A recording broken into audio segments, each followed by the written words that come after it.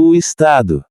Eu gostaria que se criasse um prêmio, não de 500 francos, mas de 1 milhão, com coroas, crucifita para quem der uma definição boa, simples e inteligível desta palavra, o Estado.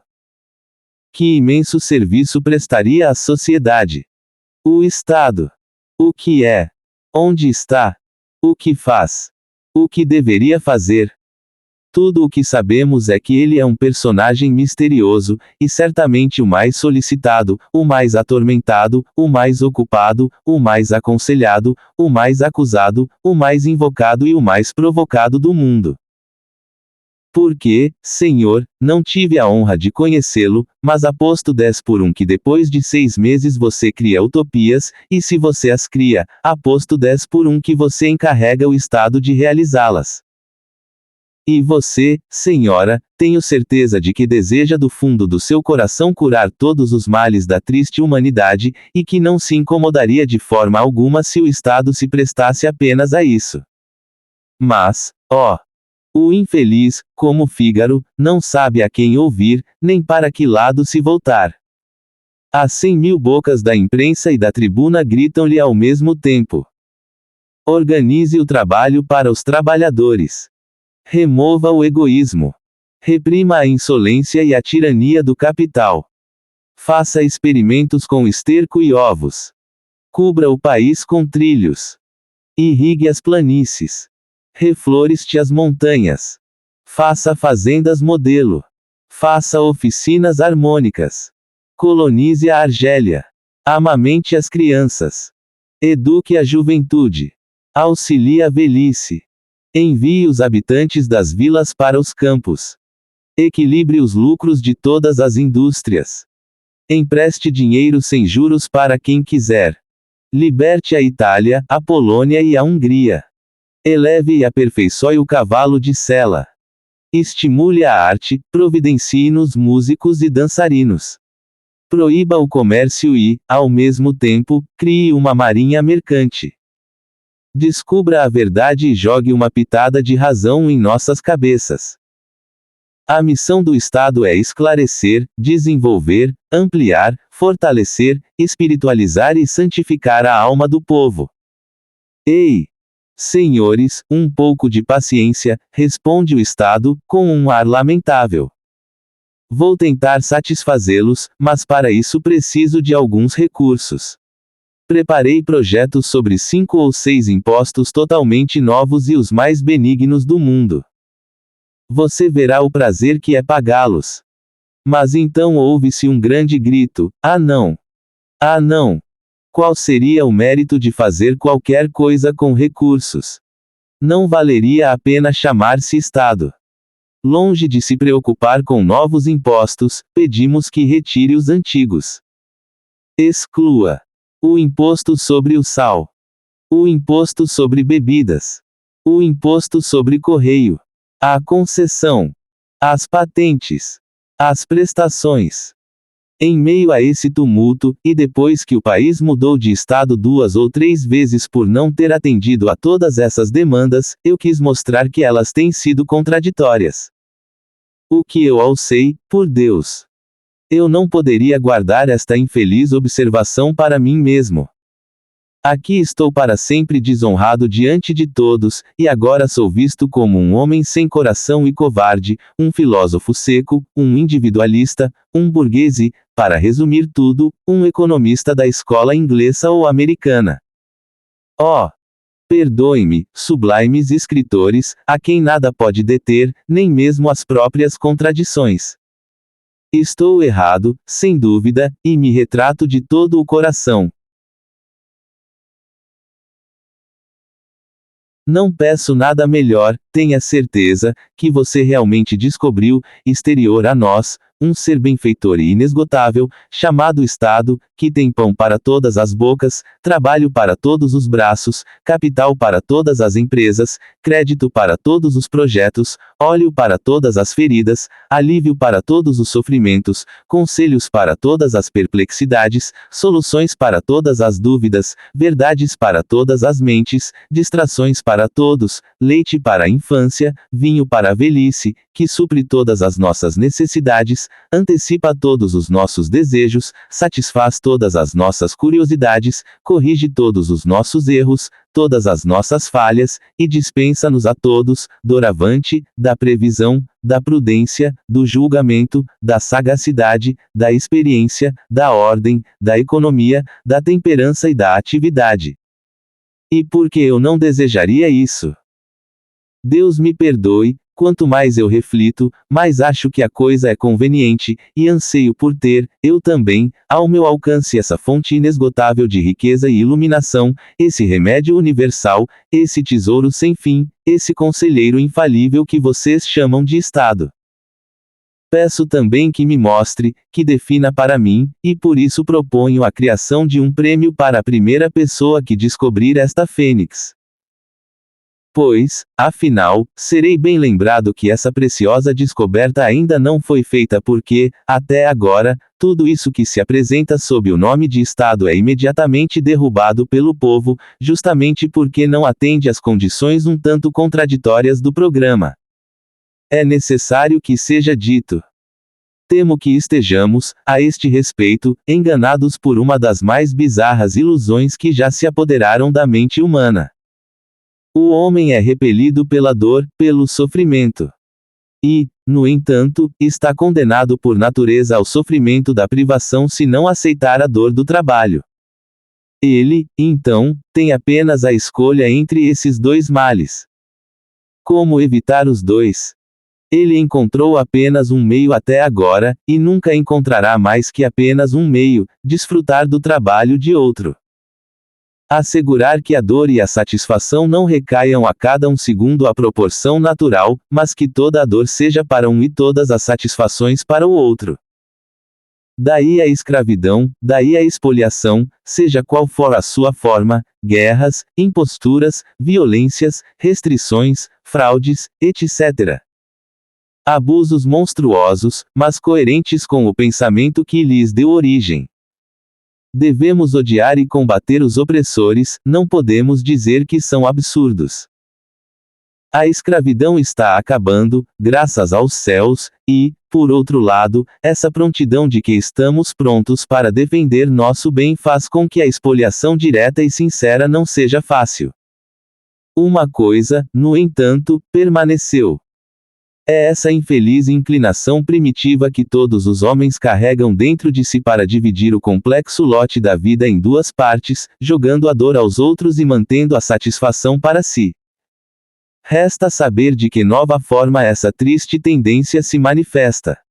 O opressor não age mais diretamente por suas próprias forças sobre o oprimido. Não, nossa consciência se tornou muito meticulosa para isso. Há ainda um tirano e uma vítima, mas entre eles há um intermediário que é o Estado, ou seja, a própria lei. O que é mais apropriado para silenciar nossos escrúpulos e, o que talvez seja mais apreciado, para vencer a resistência. Então, todos nós, com qualquer título, sob um pretexto ou outro, nos dirigimos ao Estado. Dizemos a ele: não acho que haja, entre meus prazeres e meu trabalho, uma proporção que me satisfaça. Gostaria muito, para estabelecer o equilíbrio desejado, tirar um pouco dos bens do outro. Mas isso é perigoso. Você não poderia facilitar as coisas para mim. Você não poderia me dar uma boa posição? Ou atrapalhar a indústria dos meus concorrentes? Ou até me emprestar gratuitamente o capital que você tomou de seus proprietários? Ou criar meus filhos às custas do público? Ou me conceder prêmios de incentivo? Ou garantir meu bem-estar quando eu tiver 50 anos? Assim, alcançarei meu objetivo com toda a paz de consciência, porque a própria lei terá agido por mim, e terei todas as vantagens da expoliação sem ter os riscos nem o ódio. Como é certo, por um lado, que todos nós endereçamos algum pedido semelhante ao Estado, e que, por outro, está provado que o Estado não pode dar satisfação a uns sem aumentar o trabalho de outros, na espera de outra definição de Estado, creio estar autorizado a dar o minha aqui. Quem sabe se ela não vai levar o prêmio? E-la aqui. O Estado é a grande ficção através da qual todo mundo se esforça para viver às custas de todo mundo. Porque hoje, como em outros tempos, cada um pouco mais, um pouco menos, gostaria de aproveitar o trabalho dos outros. Esse sentimento, não ousamos exibi-lo, nós o escondemos de nós mesmos. E então o que fazemos? Imaginamos um intermediário, nós nos dirigimos ao Estado, e cada classe, por sua vez, vem lhe dizer: você que pode tirar com lealdade, com honestidade, tire do público e compartilhemos. Oh! O Estado tem uma grande inclinação para seguir o conselho diabólico. Porque é composto de ministros, de funcionários, enfim, de homens, que, como todos os homens, carregam o desejo em seus corações e sempre aproveitam com prontidão a oportunidade para ver aumentar sua riqueza e influência. Assim, o Estado compreendeu rapidamente a vantagem que poderia tirar do papel que o público lhe confiou. Ele será o árbitro, o mestre de todos os destinos, ele tomará muito, portanto ficará com muito para si mesmo. Ele multiplicará o número de seus agentes, ampliará o círculo de suas atribuições. Ele acabará por assumir proporções esmagadoras.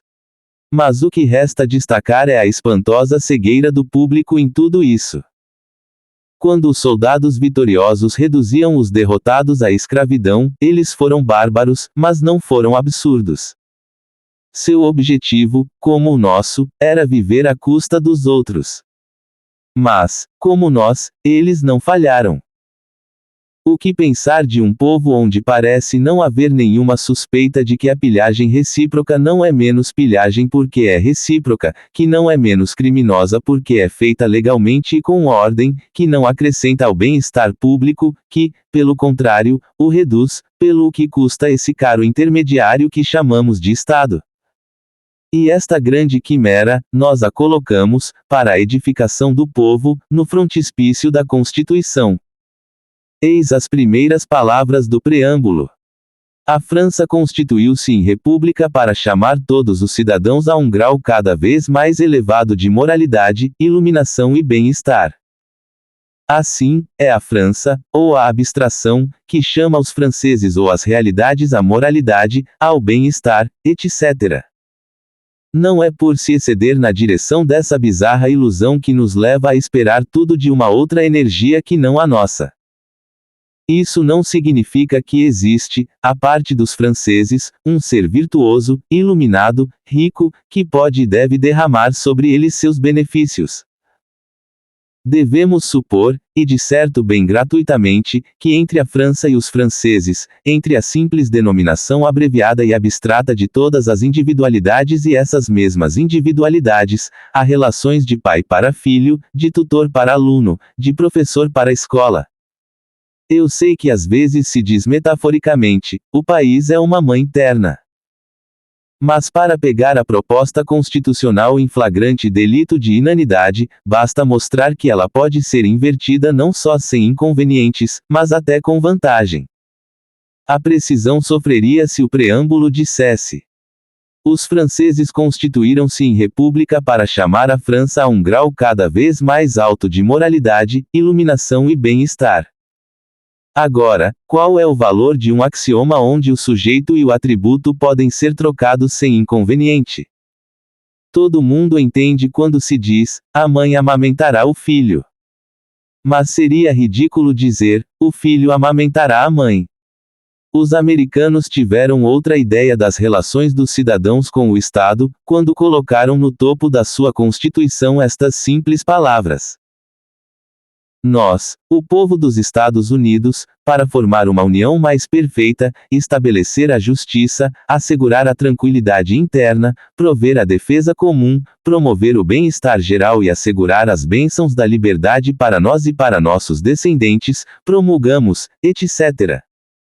Aqui não há criação quimérica, nenhuma abstração da qual os cidadãos exigem tudo. Eles não esperam nada além de si mesmos e de sua própria energia. Se me é permitido criticar as primeiras palavras da nossa Constituição, é porque não se trata, como se poderia pensar, de pura sutileza metafísica. Afirmo que essa personificação do Estado foi no passado e será no futuro uma fonte fértil de calamidades e revoluções. Aqui está o público de um lado, o Estado do outro, considerados como dois seres distintos, este último obrigado a conceder ao primeiro, tendo o primeiro o direito de reivindicar do segundo a torrente da felicidade humana. O que deve acontecer? De fato, o Estado não é maneta e não pode sê-lo.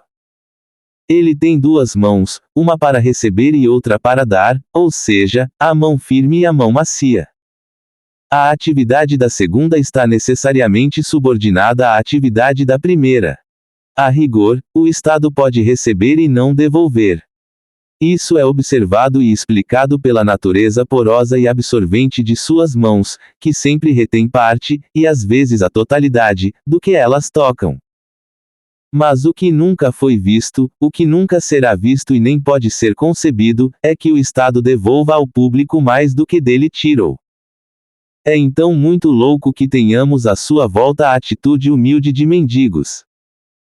É radicalmente impossível para ele conferir uma vantagem particular a alguns dos indivíduos que constituem a comunidade sem infligir um dano maior à comunidade como um todo. Ele é então manifestamente colocado, por nossas demandas, em um círculo vicioso. Se recusa o bem que lhe é exigido, é acusado de impotência, de má vontade, de incapacidade. Se ele tenta realizá-lo, ele é reduzido a bater nas pessoas com impostos redobrados, a fazer mais mal que bem, e a atrair, por outro lado, o descontentamento geral. Assim, no público há esperanças, no governo duas promessas, muitos benefícios e nenhum imposto. Esperanças e promessas que, sendo contraditórias, nunca se realizam. Não é esta a causa de todas as nossas revoluções. Pois entre o Estado, que esbanja promessas impossíveis, e o público, que concebe esperanças irrealizáveis, surgem duas classes de homens, os ambiciosos e os utópicos. Seus papéis são inteiramente mapeados pela situação. Basta que esses bajuladores da popularidade gritem aos ouvidos do povo: o poder te engana. Se estivéssemos no lugar dele, nós o cobriríamos de bênçãos e o livraríamos de impostos. E o povo acredita, e o povo tem esperança, e o povo faz uma revolução. Assim que seus amigos tomam conta das questões, eles são convocados a executá-las. Dê-me então trabalho, pão, assistência, crédito, instrução, colônias, diz o povo, e, no entanto, conforme suas promessas, livre-me das garras do fisco. O Estado Novo não é menos embaraçoso que o antigo, pois, de fato, pode-se prometer o impossível, mas não cumprir. Ele busca ganhar tempo, precisa amadurecer seus vastos projetos. Primeiro, ele faz algumas tentativas tímidas. Por um lado, estende um pouco a educação primária. Por outro, modifica ligeiramente o imposto sobre bebidas, 1830. Mas a contradição está sempre à sua frente. Se ele quiser ser filantropo, é obrigado a permanecer como cobrador de impostos. E se renuncia à tributação, deve renunciar também à filantropia. Essas duas promessas previnem sempre e necessariamente uma a outra. Usar o crédito, ou seja, devorar o futuro, é de fato um meio atual de reconciliá-los. Tentamos fazer um pouco de bem no presente às custas de muito mal no futuro. Mas esse processo evoca o espectro da falência que persegue o crédito. Então o que fazer? Então o novo Estado toma sua parte com bravura. Une forças para se manter, sufoca a opinião, recorre ao arbítrio, ridiculariza suas velhas máximas, declara que só se pode administrar com a condição de ser impopular. Em suma, ele se proclama governamental. E é aí que outros bajuladores da popularidade o esperam. Eles exploram a mesma ilusão, percorrem o mesmo caminho, alcançam o mesmo sucesso e logo afundarão no mesmo abismo. Assim chegamos em fevereiro. Nessa época, a ilusão que é o tema deste artigo penetrou mais do que nunca nas ideias do povo com as doutrinas socialistas.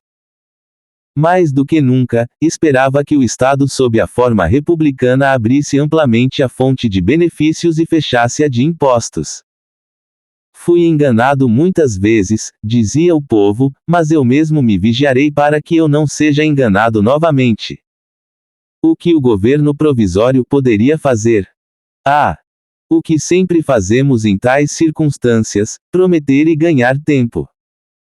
Ele não deixou de fazer isso, e para dar mais solenidade às suas promessas, ele as fixou em decretos. Aumento do bem-estar, redução do trabalho, alívio, crédito, educação gratuita, colônias agrícolas, clareiras, e, ao mesmo tempo, redução do imposto sobre sal, bebidas, correio, carnes, tudo será concedido, assim que a Assembleia Nacional vier. A Assembleia Nacional veio, e como não se pode realizar duas contradições, sua triste tarefa, limitou-se a retirar, com a maior delicadeza possível, um após o outro, todos os decretos do governo provisório. No entanto, para não tornar a decepção muito cruel, foi necessário ceder um pouco. Alguns compromissos foram mantidos, outros receberam um pequeníssimo início de execução. A atual administração também está se esforçando para imaginar novos impostos. Agora me levo a pensar daqui a alguns meses, e me pergunto com tristeza na alma, o que acontecerá quando os agentes da nova criação vierem ao nosso campo para cobrar os novos impostos sobre herança, sobre renda, sobre os lucros do setor agrícola. Que o céu contradiga meus pressentimentos, mas ainda vejo um papel a desempenhar para os bajuladores da popularidade. Leia o último manifesto dos montanheses, aquele que eles publicaram sobre a eleição presidencial. É um pouco longo, mas, enfim, pode ser resumido em duas palavras: o Estado deve dar muito aos cidadãos e tirar pouco deles. É sempre a mesma tática, ou, se preferir, o mesmo erro. O Estado deve instrução e educação gratuitas a todos os cidadãos. Ele deve uma educação geral e profissional adequada, tanto quanto possível, às necessidades, vocações e capacidades de cada cidadão. Ele deve ensinar-lhes seus deveres para com Deus, para com os homens e para consigo mesmos. Desenvolver os seus sentimentos, as suas aptidões e as suas faculdades, enfim, dar-lhe a ciência de seu trabalho, a compreensão de seus interesses e o conhecimento de seus direitos. Ele deve tornar acessível a todos as letras e artes, o patrimônio do pensamento, os tesouros da mente, todos os prazeres intelectuais que elevam e fortificam a alma. Ele deve reparar todo acidente, incêndio, inundação, etc. Este etc. diz mais do que aparenta, sofrido por um cidadão. Ele deve intervir nas relações do capital com o trabalho e tornar-se o regulador do crédito. Ele deve, para a agricultura, estímulos sérios e proteção eficaz. Ele deve recomprar as ferrovias, os canais, as minas, e, sem dúvida, também administrá-los com essa capacidade industrial que o caracteriza. Ele deve estimular iniciativas generosas, encorajá-las e ajudá-las com todos os recursos capazes de fazê-las triunfar. Regulador do crédito, financiará amplamente as associações industriais e agrícolas para garantir o seu sucesso. O Estado deve tudo isso, sem prejuízo aos serviços que ele já lida hoje. E, por exemplo, deve sempre manter uma atitude ameaçadora em relação a estrangeiros. Porque dizem os signatários do programa, presos por esta santa solidariedade e pelos precedentes da França republicana, levamos nossos desejos e nossas esperanças para além das barreiras que o despotismo ergue entre as nações, o direito que queremos para nós, queremos para todos os oprimidos pelo jugo da tirania.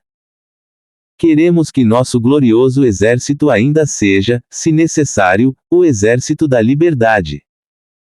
Você vê que a mão macia do Estado, essa boa mão que dá e que espalha, estará muito ocupada sob o governo dos montanheses. Você acredita que também será assim com a mão firme, com aquela mão que penetra e retira dos nossos bolsos? Não se engane. Os bajuladores da popularidade não conheceriam seu ofício se não tivessem a arte de, mostrando a mão macia, esconder a mão firme. Seu reinado será certamente o jubileu do contribuinte. É o supérfluo, dizem eles, e não o necessário ao que o imposto deve se ater.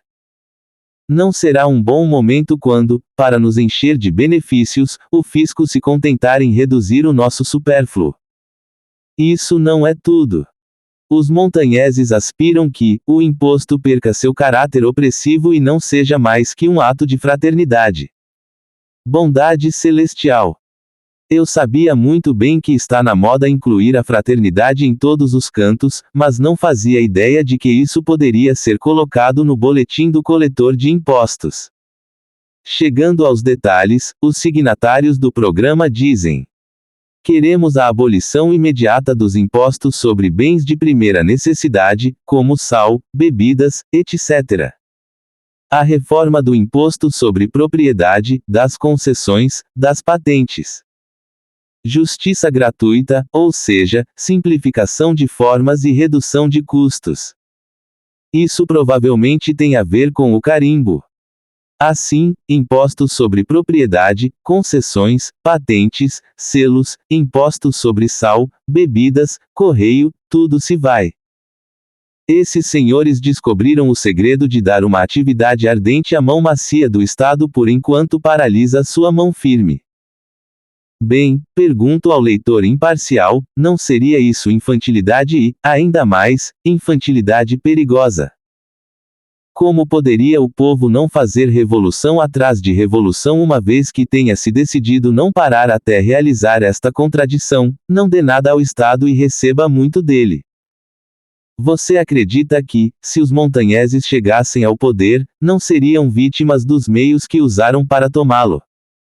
Cidadãos, em todos os momentos, dois sistemas políticos estiveram presentes, e ambos podem ser sustentados por boas razões. Segundo um deles, o Estado deve fazer muito, mas também deve levar muito. Segundo o outro, sua dupla ação deve ser pouco sentida. Entre estes dois sistemas, é necessário escolher. Mas quanto ao terceiro sistema, participando dos outros dois, e que consiste em exigir tudo do Estado sem lhe dar nada, é quimérico, absurdo, pueril, contraditório, perigoso.